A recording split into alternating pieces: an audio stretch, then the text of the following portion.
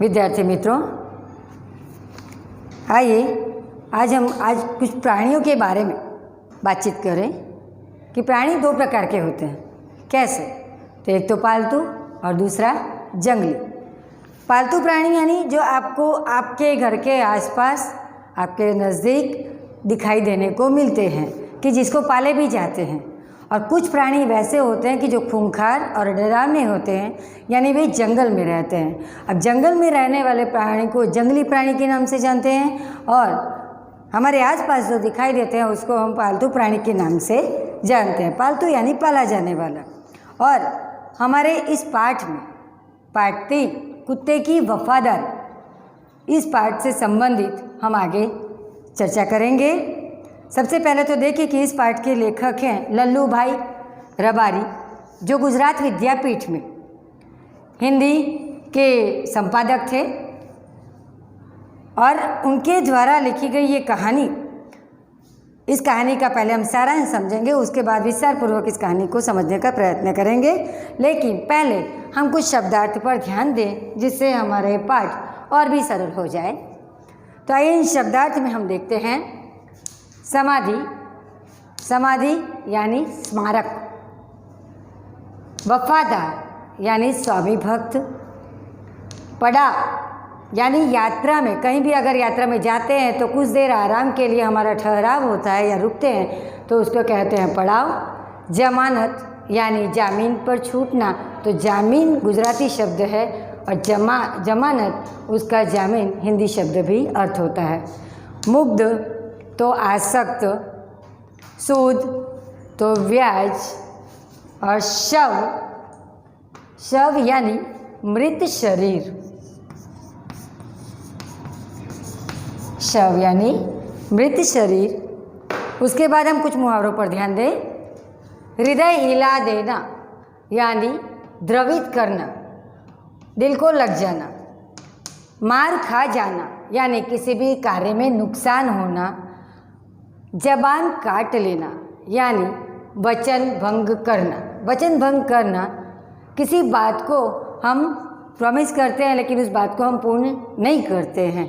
और आव देखा न ताव, ये एक कहावत भी है, यानी बिना सोचे समझे कोई भी कार्य करना, यानी जल्दबाजी में अगर हम कोई कार्य कर देते हैं उसको हम कहते हैं आव देखा न ताव।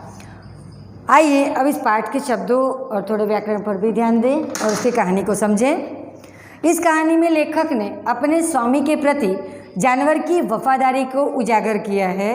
कभी कभी जल्दबाजी में कुछ काम करने से कभी कभी हमें नुकसान होता है और उसमें मात खा जाने की नौबत भी आती है।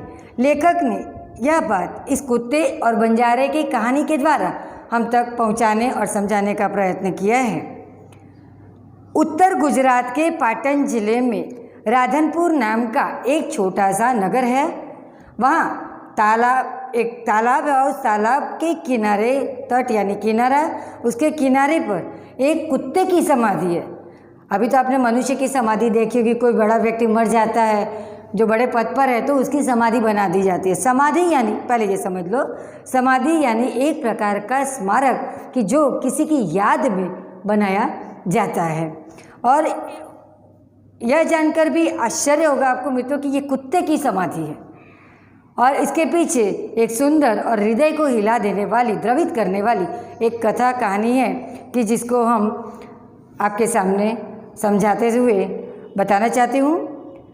किसी ज़माने में व्यापार का सामान लाने ले जाने का काम लाखा बंजारा करता था। बंजारा यानी एक विचरती जाति कि जो घूम फिर कर अपना व्यापार या रोजी का साधन उपलब्ध कर सकती है।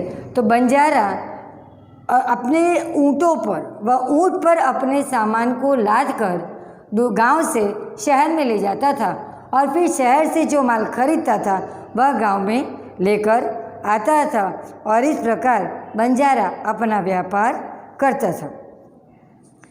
उसका लाखों का व्यापार था, इसलिए लोगों ने उसका नाम लाखा बंजर पुकारा। और लाखा के पास एक सुंदर कुत्ता था। कुत्ता बड़ा वफादार था। रात को वह बंजारे की पड़ाव की रखवाली करता था। अगर रात में वह पड़ाव डालता था तो रोज़ बरोज़ उठकर वह बंजारा जब सो जाता था तो चोर लुटेरे आते थे तो वह कुत्ता भौंक भौंक कर उनको भगाकर और बंजारे का सामान और पैसे बचाता था और इस प्रकार वह बंजारे के पड़ाव की रखवाली करता था। बंजारा अपने कुत्ते की वफादारी से बहुत खुश हो गया था। एक बार बंजारे को व्यापार में मात मिली। मात मिलना यानी उसका नुकसान हुआ और बंजारा उसके पास रुपये की कमी के कारण तकलीफ आ पड़ी और वह राधनपुर के एक सेठ के पास, राधनपुर एक गांव का नाम है, और उस सेठ के पास पहुंचा।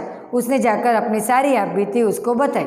सेठ ने कहा, दूसरी एक बात इसमें याद रखना मित्रों कि जो भी कहे गए वाक्य हैं वो डबल अवतरण के, दोहरे अवतरण चिन्ह के अंदर ही लिखना है। और परीक्षा में आपसे ये पूछा भी जाता है कि यह वाक्य किसने किससे कहा है। पहले भी आप समझ चुके हैं, इसलिए मैं ज़्यादा नहीं बता रही हूँ कि यह वाक्य कौन किससे कहता है, तो यह किसने कहा है और किसको कहा है। तो जितने भी डबल अवतरण में चिन्ह लिखे हुए रहते हैं, वाक्य लिखे रहते हैं, तो उस वाक्यों पर भी आपको ध्यान देना आवश्यक है। सेठ ने कहा, अब देखो यहाँ पर अवतरण चिन्ह का उपयोग है कि कोई भी बात कही जाती है तो उसको डबल अवतरण चिन्ह में लिखते हैं और अगर कोई एक शब्द दर्शाना होता है तो उसमें सिर्फ हम एक ही अवतरण का उपयोग करते हैं और उस प्रकार के उपयोग के कारण हम एक शब्द को भी समझ सकते हैं और कहे गए पूरे वाक्य को भी समझ सकते हैं। इसलिए विराम चिन्हों का उपयोग भी अति आवश्यक है। आगे देखिए, रुपये तो मैं दे दूंगा मगर उसके बदले में तुम क्या गिरवी रखोगे। अब यहाँ देखो, क्या गिरवी रखोगे, तो वहाँ प्रश्नार्थ चिन्ह है।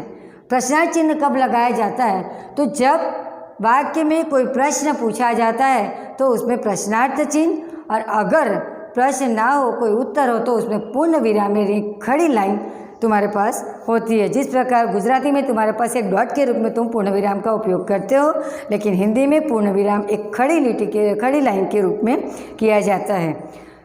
तो लाखा बंजारा कहता है, लाखा बोला, सेठ जी मेरे पास फूटी कौड़ी भी नहीं है। फूटी कौड़ी न होना यानी पास में कुछ भी न होना, और मैंने व्यापार में सब कुछ खो दिया है।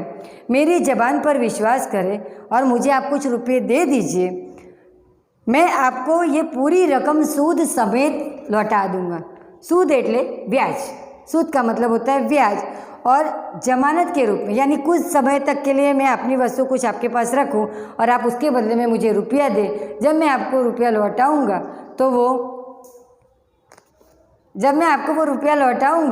तो फिर आप मेरे पैसे मुझे वापस कर दीजिए, चीज़ वापस कर दीजिएगा। और इस प्रकार लाखा बंजारा सेठ से कहता है और सेठ उसके वचन के अनुसार उसको रुपये दे देता है और बदले में उसका कुत्ता गिरवी के रूप में रख देता है।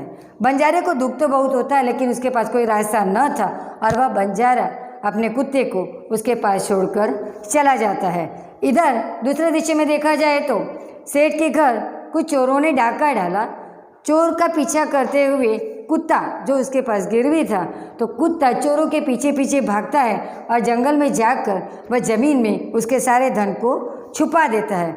कुत्ता उसका पीछा करके इस बात का उसको पता चल जाता है और कुत्ता दौड़ते हुए वापस सेठ के पास जाता है और वह सेठ की धोती पकड़कर खींचकर उसको जंगल तक लाता है और जंगल में जहाँ धन गड़ा था वहाँ उस धन के पास जाकर वह रुक जाता है और सेठ अपने पाँव से खोदकर वह उस धन को जब सेठ को दिखाई देता है तब सेठ को सारी बात समझ में आ जाती है और सारी बात समझने के बाद सेठ को कुत्ते पर नाज होता है और अब वह प्रेम से उसके साथ व्यवहार करता है और उसके गले में एक चिट्ठी बांध देता है कि लाखा बंजारा, तुम्हारे कुत्ते ने सूद समेत मुझे ब्याज वापस कर दिया है, अब ये कुत्ता मैं मुक्त करके तुम्हारे पास भेज रहा हूँ। इस प्रकार की चिट्ठी उसके गले में डालकर लाखा बंजारे के कुत्ते को सेठ मुक्त करते हैं। इधर अब आगे दृश्य दिखाई देता है कि कुत्ता दौड़ते हुए अपने मालिक के पास जाने के लिए उतावला हो रहा है और उधर लाखा बंजारा इस पूरे साल में काफ़ी कमाई कर चुका था और वो सामने से सेठ के पैसे लौटाने के लिए वापस आ रहा था। उसने सामने से अपने कुत्ते को आते देखा तो उसने सोचा कि ये बिना बताए या बिना किसी कारण के सेठ ने इसे छोड़ा नहीं है, तो ये क्यों बिना कारण के भागे आया। तो उसको गुस्सा आता है कि इसने मेरी ज़बान काट ली, मैंने जो सेठ को वचन दिया था ये वचन इसने तोड़ दिया। तो जैसे ही कुत्ता उसके नज़दीक आता है तो लाखा बंजारा उसके सिर पर गुस्से में लाठी से प्रहार करता है और गुस्से में आकर जो वह प्रहार करता है तो कुत्ता वहीं पर ढेर हो जाता है। तभी अचानक उसको उसके गले में एक कागज़ की चिट्ठी दिखाई देती है। वह चिट्ठी खोलकर देखता है तो उसमें लिखा था कि लाखा बंजारा, तुम्हारे कुत्ते ने मुझे सूद समेत पैसा वापस कर दिया है। आज मैं खुद इसे मुक्त कर रहा हूँ। और जब इस बात का जब उसको पता चला तब अंत में उसको बहुत पछतावा हुआ कि हाँ, ये मैंने क्या कर दिया कि बिना सोचे समझे मैंने बिना कारण समझे इस पर प्रहार किया और आज मैंने अपनी प्यारी कीमती चीज़ खो दी।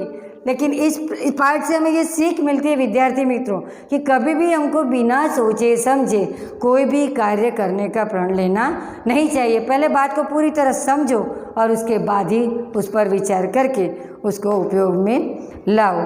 और आप आगे थोड़ा इसका हम गृह कार्य भी देख लें। मेरा प्रिय प्राणी कुत्ता। अगर आप कुत्ते पर लिख सकते हैं तो ठीक है, नहीं तो आप गाय या अन्य किसी पालतू प्राणी का वर्णन कर सकते हैं और अपनी मनपसंद से कक्षा 7 में जितनी कहानियाँ आप देखी हैं उसमें से कोई भी एक कहानी अपनी मनपसंद की आप अपने कॉपी में लिखेंगे। नमस्कार, जय हिंद।